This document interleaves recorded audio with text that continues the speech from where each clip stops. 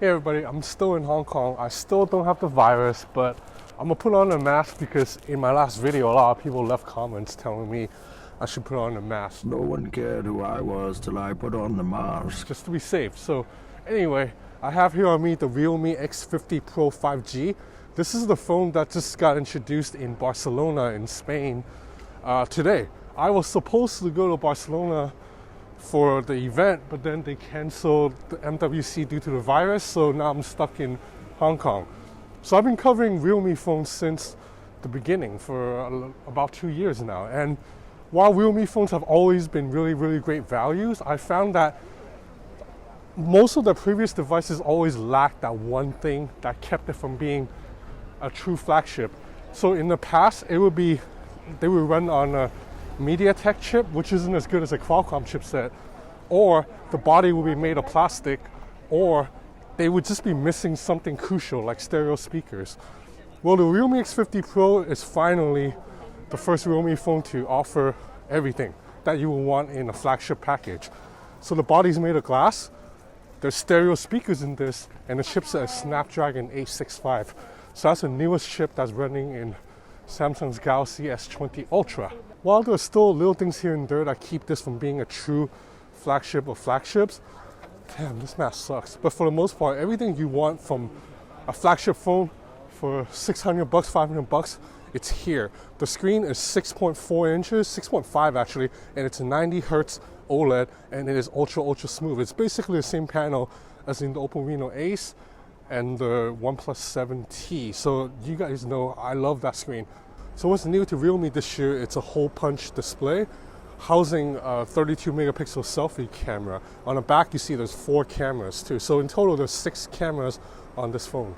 But unfortunately, because this is now a flagship device, that means there's no headphone jack here too, because sometime in 2018, every Chinese brand decided that the top tier, the highest tier phone would no longer have headphone jacks, while the lower tier phones would continue to have headphone jacks. So that's kind of stupid, don't you think? The fact that if you pay more for the more premium phone, you actually lose a pretty crucial feature that people have been using for 100 years. So anyway, I believe this is the first Realme phone without a headphone jack.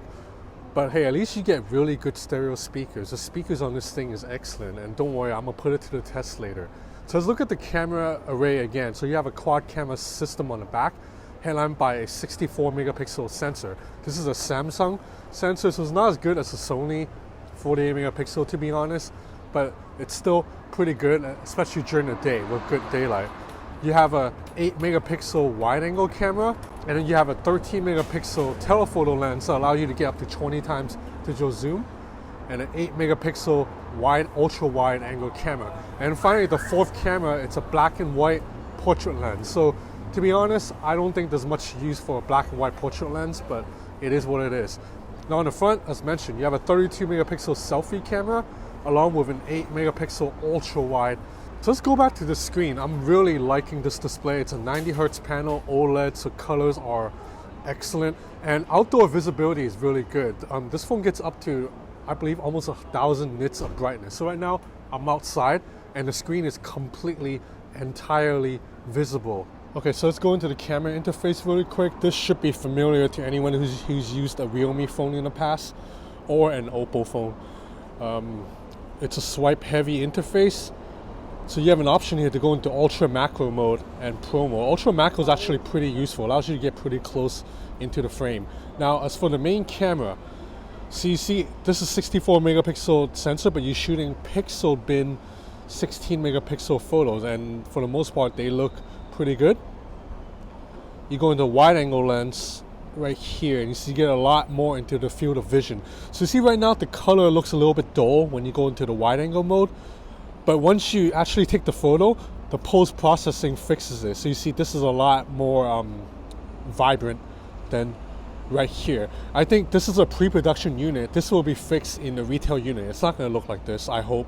You can go into 2x zoom, which is really good. It's like very clean, almost lossless 2x zoom. And of course you can go 5x zoom too, and all the way up to 20 times. Now you see at 20 times, it looks very noisy on the viewfinder right now, right? But Realme's post-processing will fix all that. You see now, this is the finished 20 times zoom shot compared to all the way out there. So that's pretty impressive, pretty useful. Now, of course, it doesn't top the 50 times zoom in Huawei or Oppo phones or the 100 times zoom in Samsung phones, but considering this price point, this is really good. Now, one thing I'm particularly impressed with the Realme X50 Pro 5G is video recording has gotten a lot better.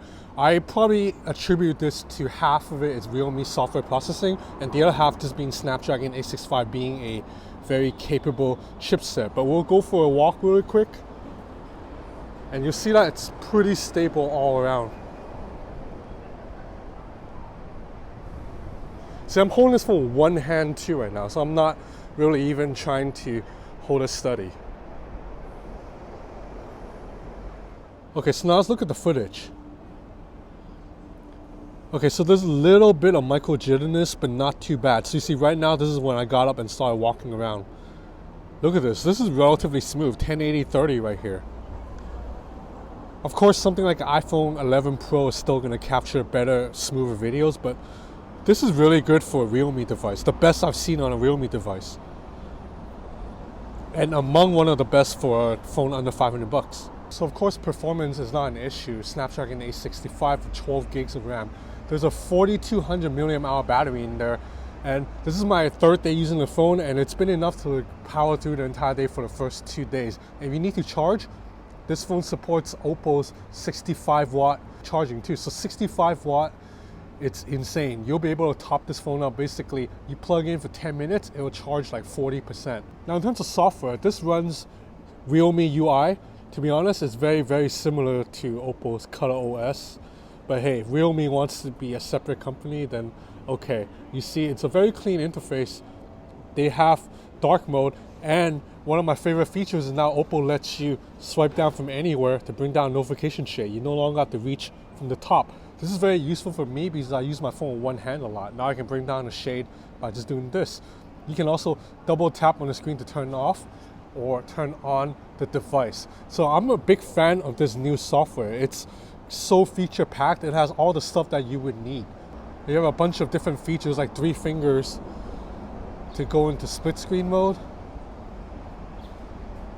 And you even have screen off gestures like drawing a circle to turn on the camera. That's something I find very useful. I don't have to unlock the phone to take a photo.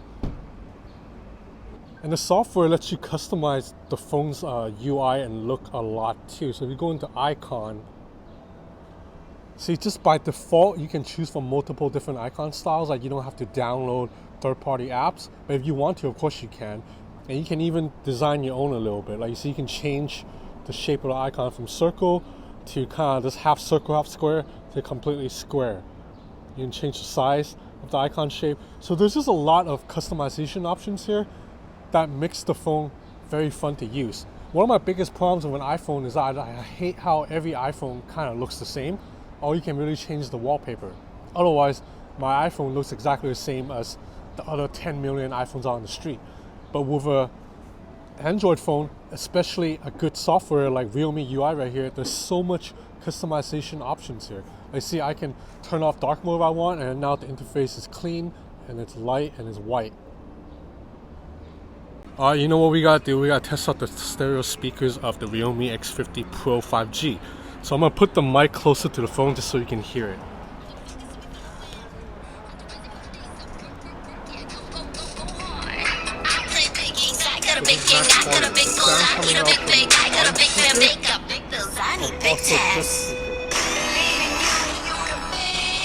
Yeah, so the speakers on this phone are very damn good. So this phone, it's gonna launch in Europe and it's gonna sell for 550 euro. That's about 600 bucks.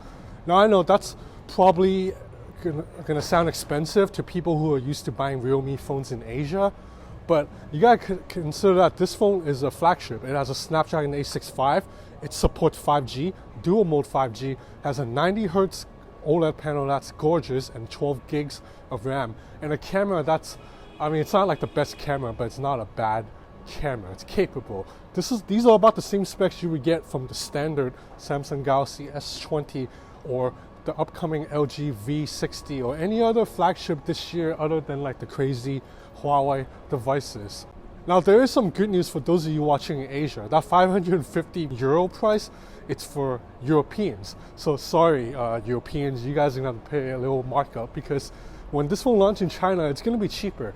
I'm guessing it'll be like 450 US dollars, so it'll be like $100 to $150 cheaper than what they're charging in Europe. So for that price, then this is a pretty damn good deal. For like 450 bucks, this is a great deal. So that's about it for this first look. I'm gonna have more on this phone. If you're interested in videos like this, please subscribe to my channel or follow me on Instagram at Ben's Gadget Reviews. I'm gonna have a video on the Oppo Find X2 pretty soon, and maybe the Huawei Mate XS.